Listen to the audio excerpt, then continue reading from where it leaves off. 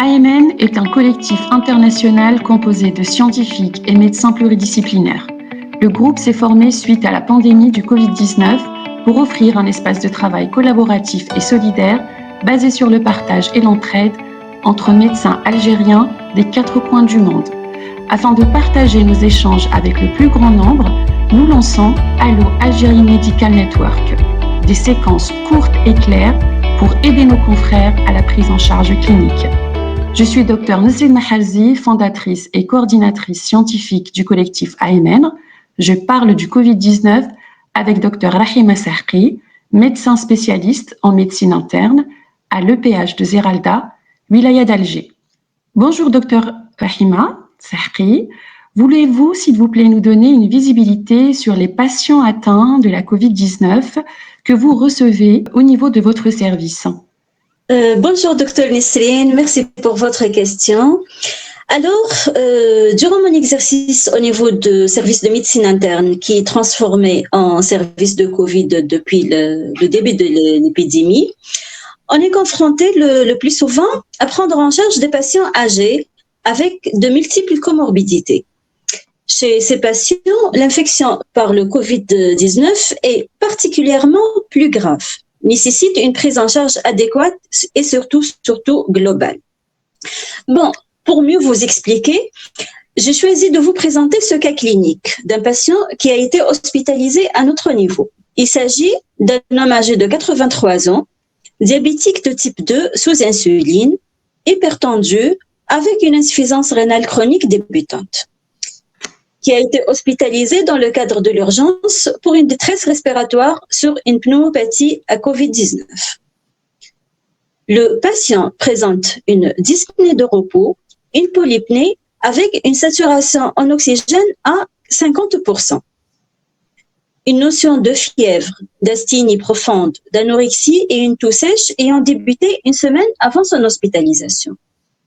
Biologiquement, on a trouvé chez lui une hyperglycémie, une insuffisance rénale avec une clairance calculée à 40 ml par minute, un syndrome inflammatoire et un taux de dédimère inférieur à 1 micro-unité par millilitre. À l'imagerie, à la TDM thoracique, une atteinte pulmonaire typique à une infection virale à Covid-19 estimée à 75% du parenchyme. Donc voilà, ce cas clinique qui est réel, il représente le cas type d'une infection à Covid-19 survenant chez le sujet vulnérable, souffrant de plusieurs maladies chroniques, notamment le diabète, l'hypertension artérielle et l'insuffisance rénale. Bon, on sait d'une manière générale que les patients diabétiques ont un double risque. Déjà, un risque élevé d'évoluer vers une forme sévère. Et dans ces formes sévères, il y a un risque plus élevé de pronostic fatal dans l'infection à coronavirus. On sait également, selon les études épidémiologiques, qui montrent que la mortalité chez les diabétiques de type 2 traités par insuline est plus élevée que chez les patients diabétiques de type 2 non insulino-traités. Mais attention là, il ne faut pas se tromper de l'interprétation. Ce n'est pas de l'insuline qui est un facteur de mauvais pronostic chez le diabétique. C'est plutôt par rapport au terrain.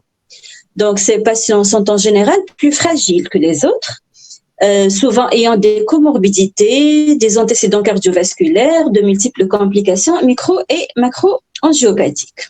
Bon, revenons à notre patient.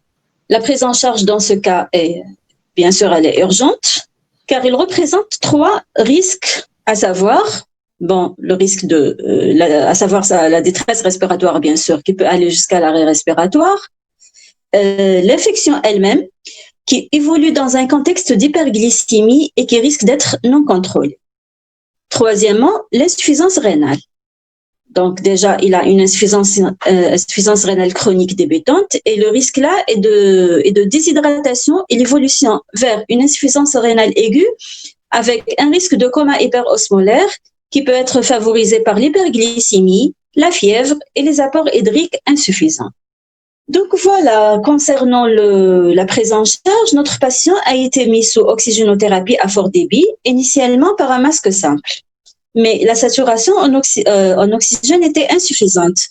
Donc, on a obtenu une saturation autour de 75%, d'où le recours à une ventilation par un masque à haute concentration d'oxygène, ce qui a permis d'obtenir une bonne saturation, donc autour de 88 à 90%. Donc, on a même obtenu 92 à 94%.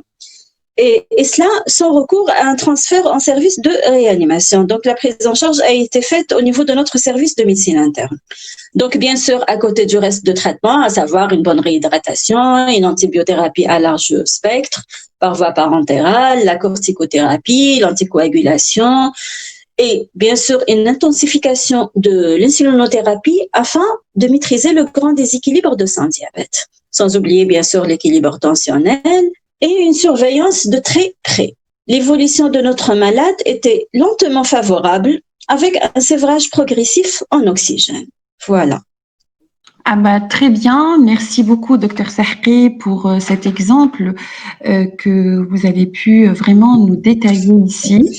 Alors, j'aurais vraiment une question à vous poser justement concernant l'oxygénothérapie et plus particulièrement les masques à haute concentration. C'est vrai que c'est souvent ce qui revient, c'est peut-être les lunettes ou la CPAP. Est-ce que vous pouvez nous donner un petit peu une visibilité sur votre retour d'expérience concernant l'utilisation de ce type de masque? Oui, donc pour les masques à haute concentration, qui sont appelés également des masques à réserve, comme le nom indique, ils sont utilisés pour toute administration d'oxygène en inhalation qui nécessite de fortes concentrations d'oxygène. Et cela afin de maintenir une saturation en oxygène donc normale, c'est-à-dire autour de 94 jusqu'à 98%. L'utilisation se fera obligatoirement à un débit élevé d'oxygène, donc qui doit être obligatoirement supérieur à 10 litres par minute. Donc, pour notre patient, on a utilisé un débit à 15 litres par minute.